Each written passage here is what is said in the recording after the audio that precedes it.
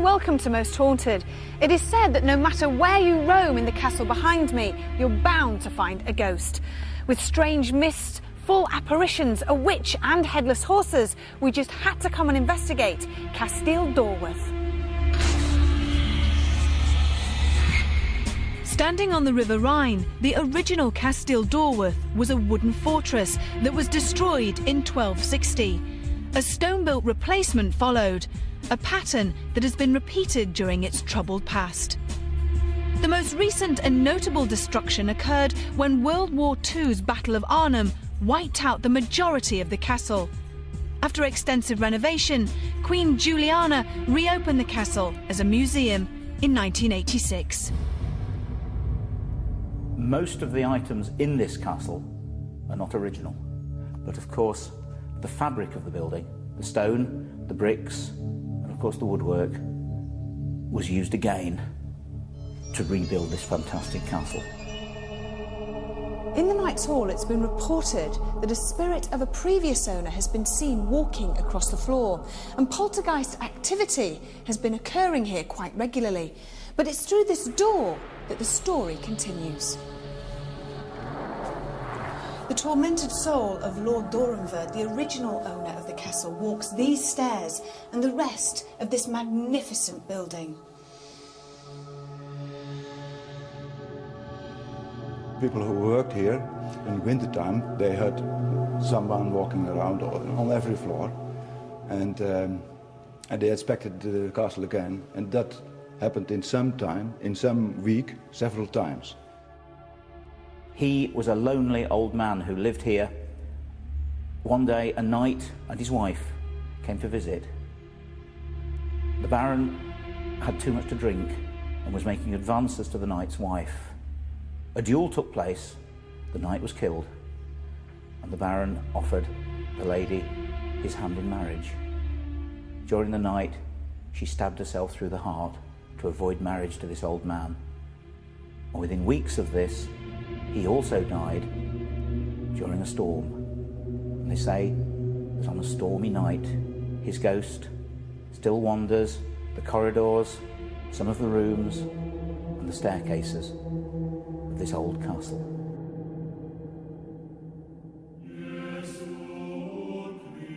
Although the inside of the castle is very haunted, the outside holds a fear all of its own. In the dead of night, a witch in a carriage pulled along by headless horses thunders along this road in an endless quest to find victims to take to the other side. Two spirits are said to haunt the cellars. These would have originally been part of the castle's dungeons. The ghost of a servant who, when found stealing, killed his accuser and was left to starve. A young girl was also left to die down here by her father. But it's not her ghost that's been seen down here, it's her father's. Is he looking for forgiveness or release from this terrible deed? We have 24 hours to find out. We are all interested to know if the supernatural spirits that we believe to exist in the United Kingdom are just as prominent in the Netherlands. At our request, medium Derek Akora has flown out to join the rest of the crew. Richard Felix had spent many hours researching the castle and was keen to know if Derek would pick up on any of the historical facts that he had researched. With everyone eager to see if Derek could transfer his psychic powers onto foreign fields, it was time to begin our investigation at Kasteel Doorwerth.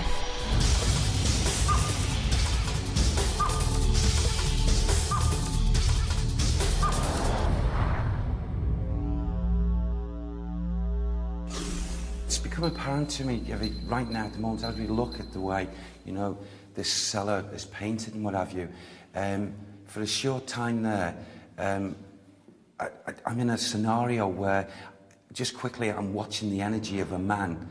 So I've got to take this to be a replay. When I don't know, how far back, I don't know at this point, but it's like as if I've got this man's energy coming through into this area and him repeating his thoughts. In other words, I feel it in torment, actually. Some kind of torment. And that torment, most definitely, I feel, has to do with... I'm aware, again, coming from the residual energy, a hatred the hatred that is displayed. And I feel the hatred is displayed in this atmosphere at the man. At the man? At the man. So who's showing the hatred? I feel as if a woman, a female, who hates the thought of this man. I feel as if there's a lot of cruelty here. Cruelty. And that cruelty is as if he's centred his thoughts, and I feel he was being very nasty, violent with this lady. And it's like as if the only way I can put it, because it's like my will has been taken away from me here. So I feel it was against her will that he was showing and displaying this feeling. It's like as if he... It was a man who lived here. It was a man who lived here, who I feel this must have belonged to him, or he was connected very strongly with this building. And she lost her trust in him, okay? Why did she lose trust? He was a what? He was a family. They were of the same family, of the same family. Was it his wife? Was it his wife? It was his daughter. The man's daughter. He locked her away. He locked her away. Okay. And he left her. In this area down here? Yeah, can I just say here, it's not the way it really should be. Okay. Because this is looking bright and what have you. And I feel as if I want to go through there. See this wall here? Yeah. I want to go through there. Yeah. And I want to go into another area. And it's on this level where she was locked away. Who was she? Can you give us a name? I'll ask. Yeah.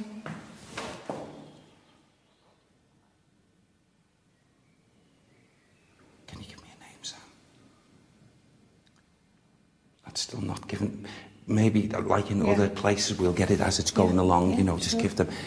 What time period would you say that he would have done this to his daughter? Well, you know, this is what it comes from the floor here.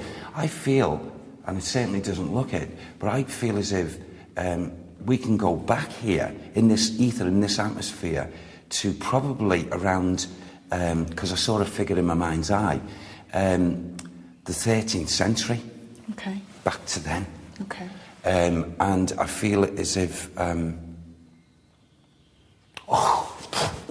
sorry. Oh.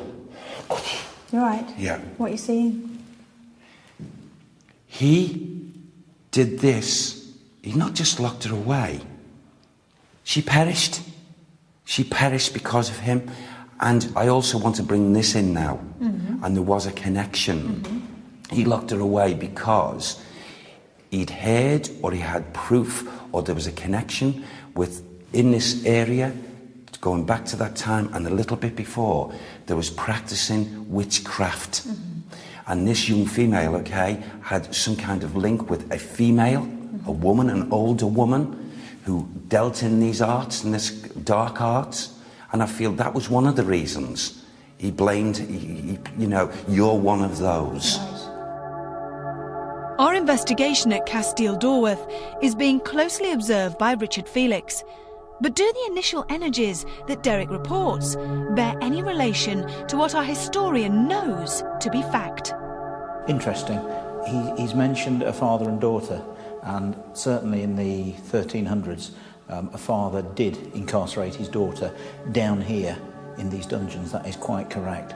But the strange thing is that we believe she didn't die, that she actually escaped from here. The father died, and as Derek says, quite rightly, he actually still haunts this place. So, not a bad start. As we endeavour to solve who this discontented spirit is, we were unaware that Kasteel Doorwerth would soon provide us with contact from beyond the grave. Please try and show yourself, try and communicate with us. Give us a sign. Ben je een gevecht Oh, yes.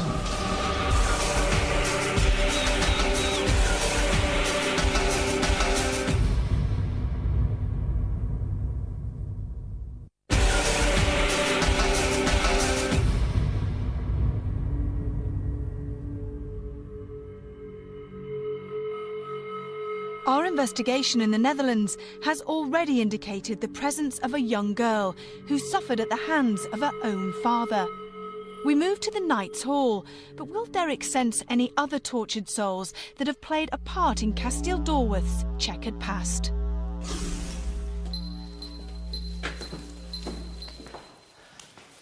Now, as we come into this hall here, the first emanations of residual that seems to come around me is of a mixture of a lot of people.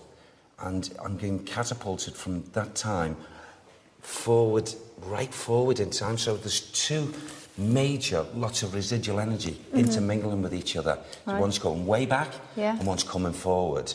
I had a lot of people talking, talking in deep conversation, and also very, very military, absolutely. And yet, with the military, it's like as if I'm listening to German. Like, this man was talking very strongly in a German tone, and he was thumping the table. So that thumping, I feel, must go on, even if there's not a table around this area. Thumping like this and shouting in German. I can't pronounce it, but just shouting. And it seems a lot of people scurrying, men and women scurrying, you know, to orders and to orders. And in actual fact, this man getting to such a pitch, getting so angry. And you know something, Ivy? I know he's like an officer type thing. And what type thing? Officer man, but German. Okay. When I'm talking about the Germans, I'm talking about a period of time of the Second World War. Right.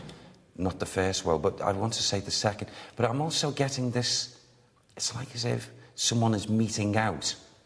That's the way I try to explain. Meting out justice here. And it was like, take them away. And I feel lives were just like, you know, it was like the justice was done and being locked up and taken away and slain. You know, taking their lives away. Here is where you're saying their sentence was kind of carried out. Absolutely. And so there's so much residual here in the different levels. I got a name before. Yeah. I did, very clearly. I'll see if I can pronounce that again. I got Hans. Riedler. Hans Riedler. Riedler. And who? Sam's given me another one. Go on. Wilhelm. Go on, say it again, Sam. Again for me. Matthias. Wilhelm Matthias. Okay. And who are they, please? Yeah. Is the officer. The officer was Wilhelm Matthias. And it was a soldier who was in service with him. They both lost their lives here. In this building? Here. Boom! Oh, right. Blow. Big explosion. And they've come out of the body. And they are active here. They've not moved. They've not known how to. And they still walk here? Yes, they do. There was more than just them two that lost their lives, but for some reason, maybe the others moved on, but these two stay here. So there was a big explosion inside the castle? I feel it was... Can I just say to you what I felt when I first walked in here? I felt as if I had... suddenly I've got, like... It may sound silly. Like, I've got a roof above me, and the next minute, I look up, and everything's in shambles. Everything's all down. And, you know, it's like as if it was one big... well, there's more than one explosion, because I feel there was a number of explosions. So who did the explosions? I don't know. Hold on. Who did the explosions, Sam? Who's responsible for that? Go on. The aircraft. From where? From Britain. From Britain. Sam says it was huge devastation to the structure, and it was all blown down for a portion. Right. And then what happened? And it's like Sam showed me like a rebuild. What year? Picture. Can you ask Sam what year this would have happened? What year? Go on. The explosions, okay, he's just said 1944. Okay. 1944. But he also takes me back, and there was other devastation of fire, but they don't come together. He's just said these words as well. There has been 4 major sieges to this here. This building was destroyed by the Germans in 1944, but before that it was actually shelled by the British, and I haven't got a clue how many German soldiers died here. Sieges were laid on many occasions. The place was most certainly burnt down because in 1260 it was a wooden building, and the only way to destroy it would be by fire. From medieval imprisonment to 20th century conflict, it appears that the paranormal fabric of this building transcends many centuries. With our cameras switched to night vision, we ventured into the attic, where Derek strongly felt that spiritual energies were present. Do you want to stay in this bit or do you want to go down there? Okay, go down, shall we? Go down, yeah. Can we? Yeah.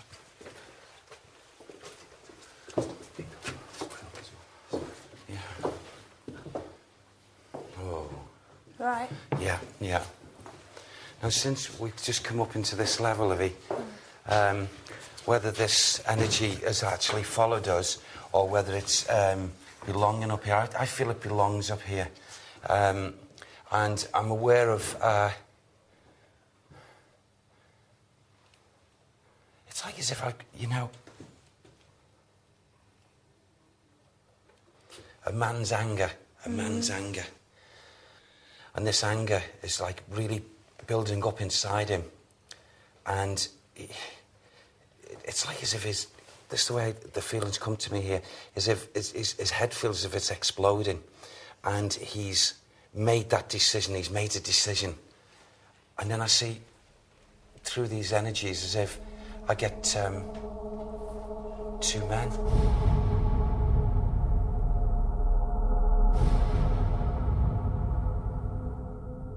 There's two of the energies, and they are... These are not the 2 No, German these soldiers. are separate energies, these men.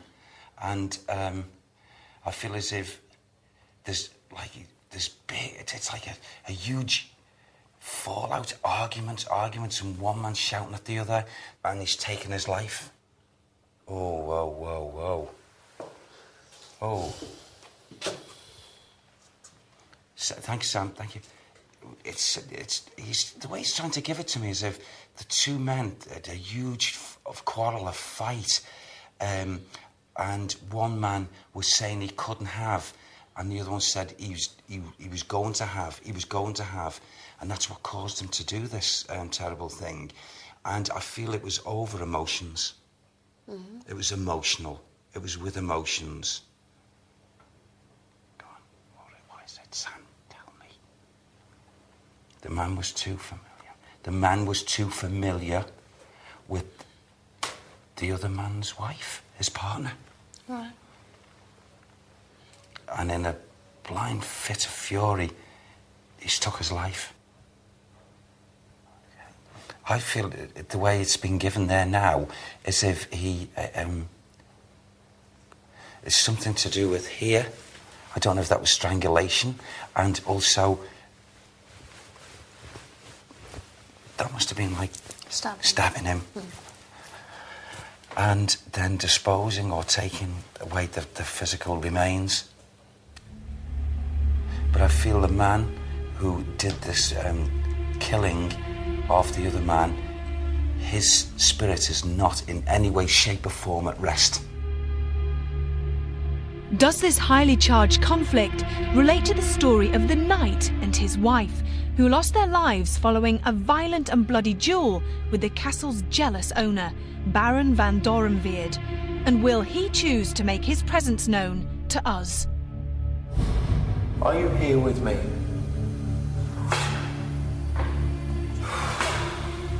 The shadow's just gone past that door there, Livy. I could make out that was a male. That was a man.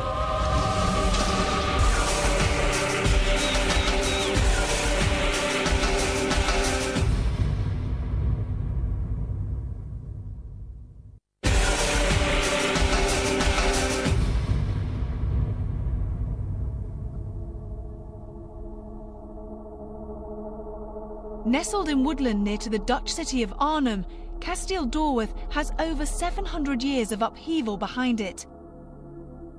Our investigation here has already indicated several complex energies. So far in the attic, Derek described a presence that appeared to resemble the murderous landlord, Baron van Doorwerth. But does anyone else reside within these walls? How did he word that? Say it again. I don't know what he keeps on saying, something about head to, and I don't even know what this word means. To the, it sounded like Castilian or Castilian. Castilian. The head to, or the head Castilian. Oh, there's a, yes. Yes. There's a yon here. A yon? Yon. Is that for John? That must be for John. Yon.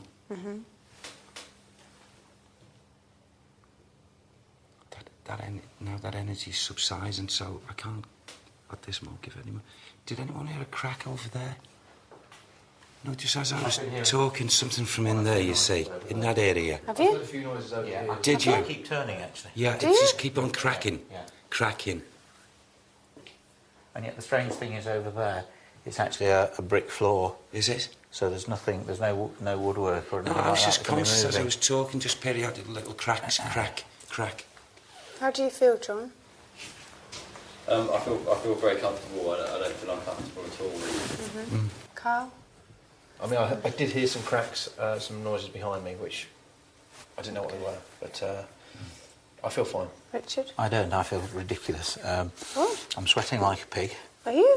I can't stop my right nostril and my right eye running. And I've been standing here thinking, I can't stay in here much longer. My palms are so wet and clammy, and I'm sweating. Oh, you are. I'm sweating so much absolutely wringing wet. that I don't usually feel anything like that. I feel really uncomfortable in here. Should we go and have a stand in that area over there where we heard the noises from? Yeah. You're right, Richard. Yeah, I'm obviously going to stay, but I do feel strange. Yeah.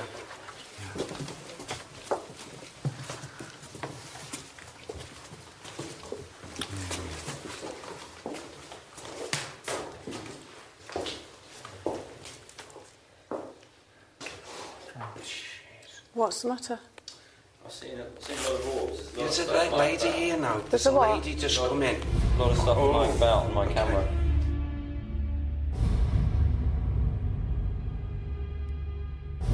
She's around here now. There's loads of stuff flying about.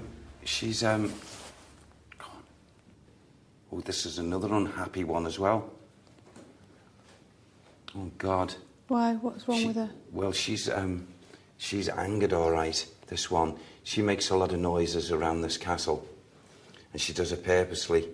She feels as if a total. I'll use my words. The feelings that are coming through here is if there's a total injustice to the state she found herself in, and she was in service to the person that was of the position here. Sorry to say this, okay, starved her. Put in order to starve her. Why? Why would you do that? Why, Sam? What did she do? She took things that didn't belong to her. What was it? Silver. It's silver. It's silver items. Silver. The shadow's just gone past that door there, Evie. And I mean a dark shadow. Did you, John? Would you? It went right across. It was about 4 foot high. It went. Honestly, it went vroomf. I think I saw something as well, out the corner of my eye. Yeah. I can't say what it was, but I just felt it was right movement. across, Richard. It stood about 4.5 foot tall, something like that. It was dark, and you know, although it was like a shape, I could make out that was a male. That was a man. Mysterious sounds, ghostly shadows, and a swarm of light anomalies. The attic had offered us a lot to think about as we prepared for the night vigils. Once used as a dungeon, these cellars are thought to contain at least 2 traumatised souls. Carl volunteered to see if this solitary space could live up to its expectations. I'm downstairs in the And part of the castle was the dungeons. I don't feel very comfortable down there, I must admit. I don't quite know why. Just heard some footsteps down there, I'm just thinking.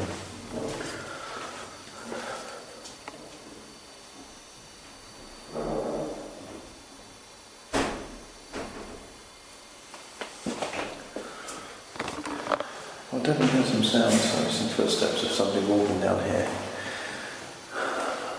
And they were so prominent I actually didn't... I thought they were somebody. But they weren't. It's very spooky in here. If you are here, try to make yourself known by making a sound.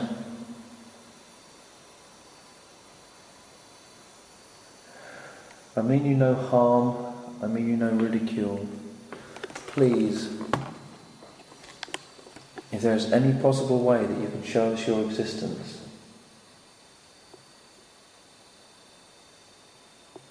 please try to do that now.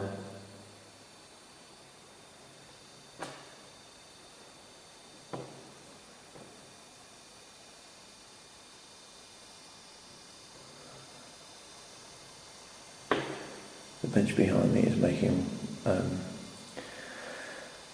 settling noises as though someone's just sat on it.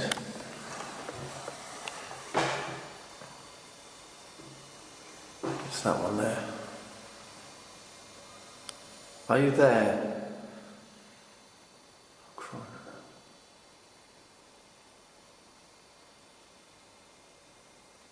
If you're there, come into this room.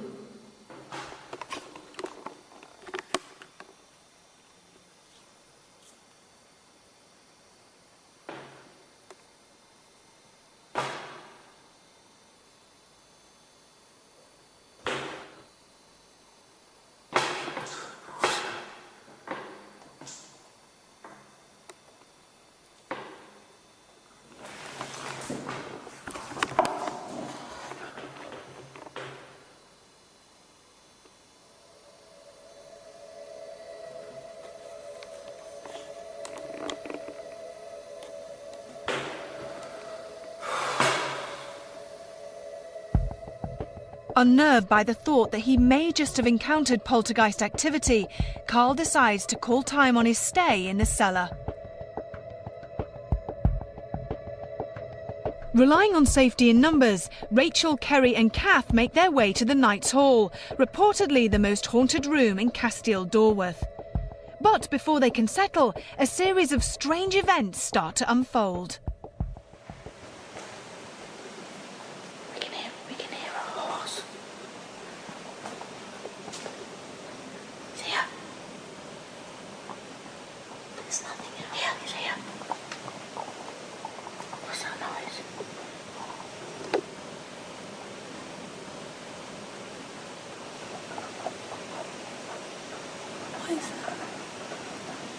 Sounded like horses. What is that? Sounded like horses.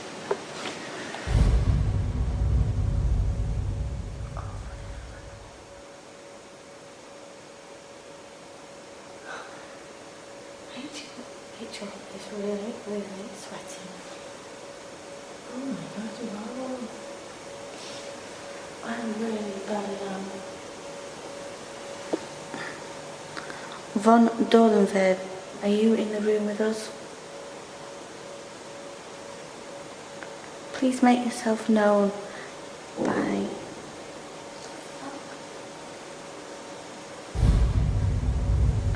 Please make yourself known by... Are you in this room with us? Please can you make something move?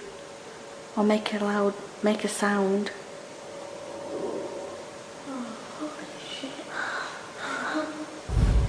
Make a sound. Oh, holy shit.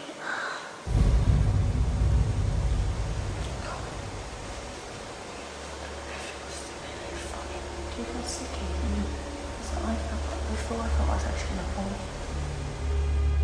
This extraordinary series of events left these members of the Most Haunted crew with a distinct anxiety about this part of the castle. We can hear a horse. Some of their recorded sound could relate to the ghostly tale of a witch who travels the surrounding countryside with headless horses in tow. However, no horses are stored in or near to Kasteel Doorwerth. John, Tom and myself already have first-hand knowledge of what to expect from the attic. Undeterred by the spirits that Derek had sensed on our first visit, we decided to go back in. And using an alternative method in which to communicate, could we collect further evidence of the paranormal? Please try and move these boxes in front of us.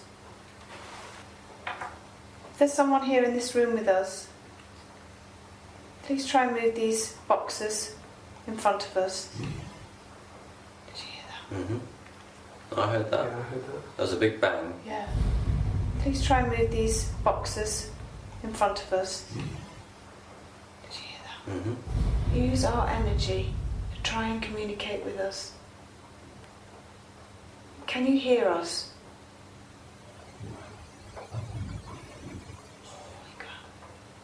That was a big bang. Some footsteps above us. Sounds like footsteps. Can you hear us?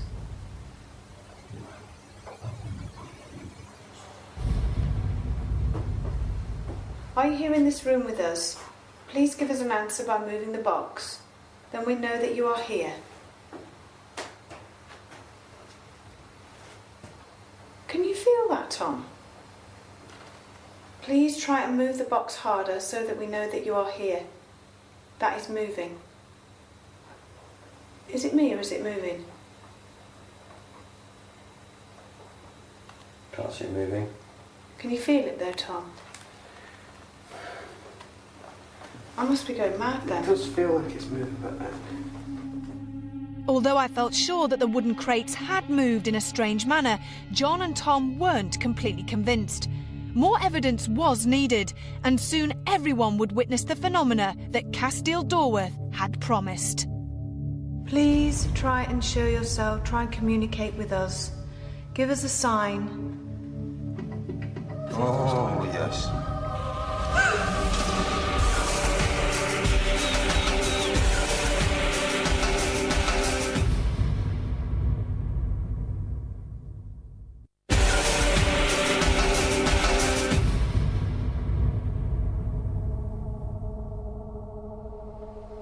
Can you feel that, Tom? Following our small séance in Kasteel Doorwerth's attic, we decided to try table tipping on a larger scale.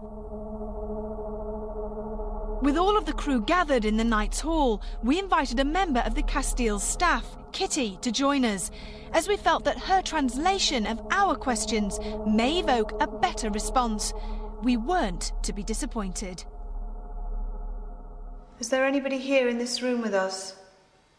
Is hier iemand in deze zaal bij ons? We don't mean you any harm, but please, please try and show yourself. Try and communicate with us. We doen je geen kwaad, we zijn niks van plan. Maar probeer te laten blijken dat je hier bent. Oh, there's coolant coming into the circle, inside the circle. I can feel Can you feel it dropping down your face? Yeah. Okay, keep talking, Ev. Keep talking. Give us a sign. Any sign at all to show us that you are here and you can understand what I'm saying to you. It's here. Er is hier iets. You feel it? Yeah. You all right? Yeah. What's the matter? God, I just felt like someone just shivered right the way out my body then.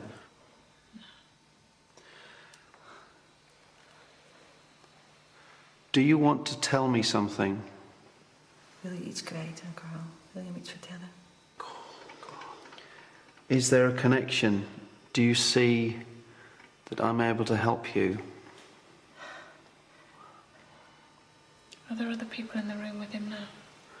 Are there any other spirits here in this room with you now? Zijn er meer geesten bij je op dit moment? Is there a warning you want to give me about these other spirits? Derek, Carl. Richard, we all got our hands off that table. Yeah. Can you see? We hebben allemaal de handen. Keep moving the table. Okay. Keep moving it. Ask him to keep moving the table. Yes. Please keep moving this table for us. Keep your hands close. Keep your hands close. There might be some energy from it. Laat het even. Laat hem bewegen. Laat de ons bewegen. Ja, doe maar. Whoa. Hands off. Hands off, everyone. That's Hands off. Just put your hands back on the table then.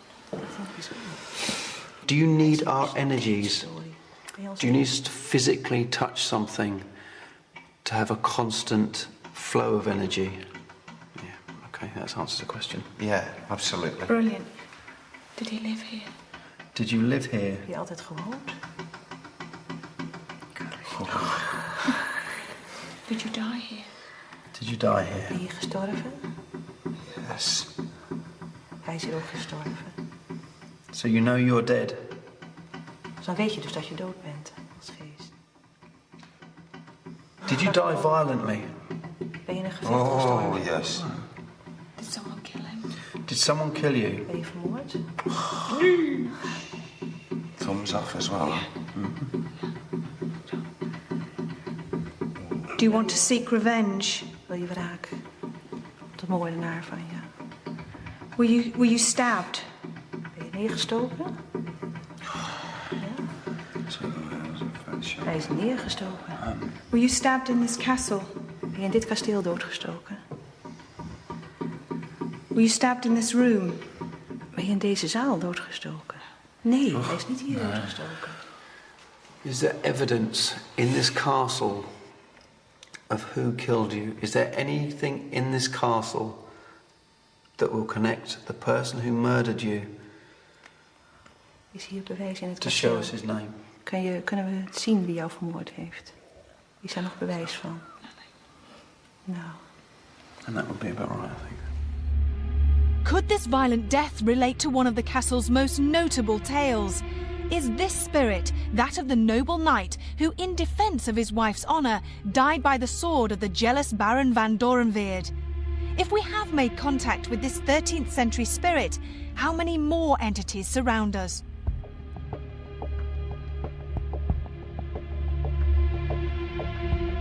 Two other members of the castle's staff wanted to join Richard on one last vigil. Corinne and Jan felt that the spirits of two previous owners still haunt the building. But as the group attempts to make contact, events take another dramatic turn. Baron van Brockels, are you here?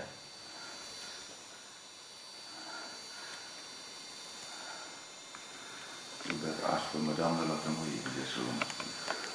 Madame De la Tremouille. de la Tremouille. Madame de la Tremouille. Are you here with us in this room?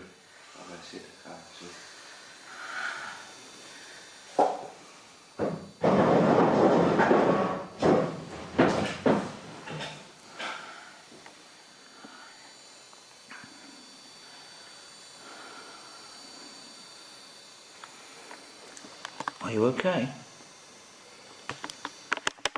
Are you back with us? I heard you talk, but it was like I was not there, and it felt like I was being moved. You seem to have all the symptoms of being taken over by a spirit person.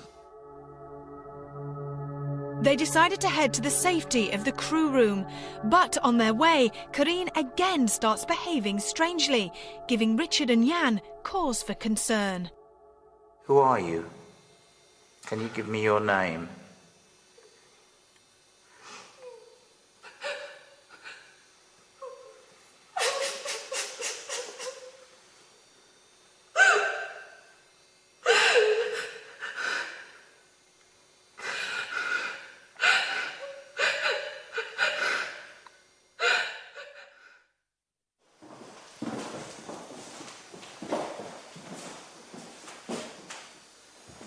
You all right again? Corinne?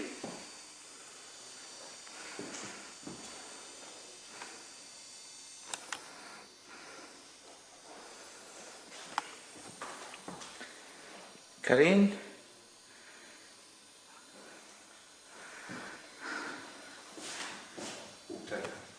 Come on, let's take you back.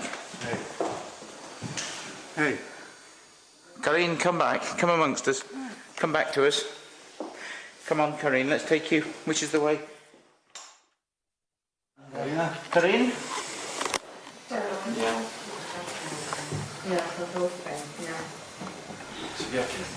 Ze is gewoon...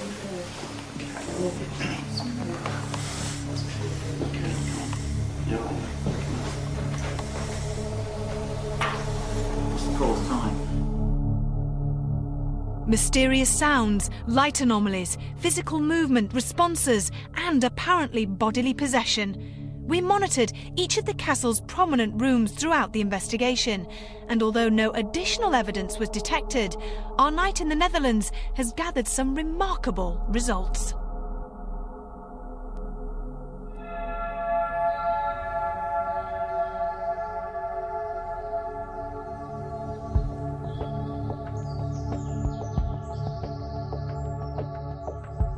Well, Castle Doorwerth certainly turned out to be a surprise, and I would imagine more for the Dutch people than probably anybody. We started off slowly, everyone telling us the usual stories that they don't really believe in ghosts, and as the night progressed, well, we've had some interesting phenomena, to say the least. The bench behind me is making settling noises as though someone's just sat on it. The poltergeist activity, the noises. Make a sound. The table tilting. I'm absolutely flabbergasted at what happened. Did you live here? Heb je altijd gehoord?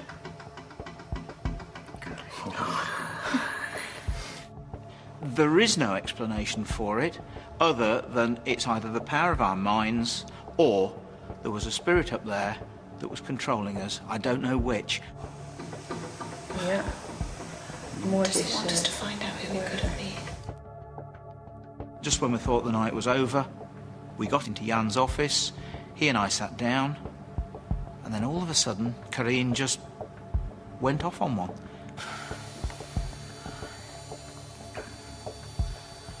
Sat down on a window seat and went into a trance again. She burst into tears. That woman does not believe in ghosts. So I just don't know. At Kasteel Doorwerth, there were three particular occurrences that were of interest. There was table tipping, and especially when Carl was asking the questions, the table appeared to move erratically and was even making a knocking sound at some point. Now, I'm very apprehensive in interpreting table tipping phenomena as something paranormal, because there are such things as unconscious or conscious fraud at work, and you need to make sure that this is not occurring when you're getting the phenomena. The second instance that occurred at the Kasteel was when Carl was on a lone vigil in the cellar. He heard creaks and various noises. In an old castle, interpreting auditory phenomena as paranormal is dangerous. The temperature, as it drops overnight, can result in wooden structures within the building decreasing in size, and as the temperature goes up, it may increase the wood, and this would cause creaks and noises. The third instance that occurred at the Kasteel was Karine, one of the guides, appeared to go into some sort of trance. But what was more compelling from my point of view was that she just broke down into tears. The difficulty in interpreting this again as paranormal is that we're dealing with an emotional response to a situation that is highly emotionally charged. I think it's purely psychological. Kasteel Doorwerth has given us a fascinating insight into its tragic past, and a night never to be forgotten. Until next time, sleep tight.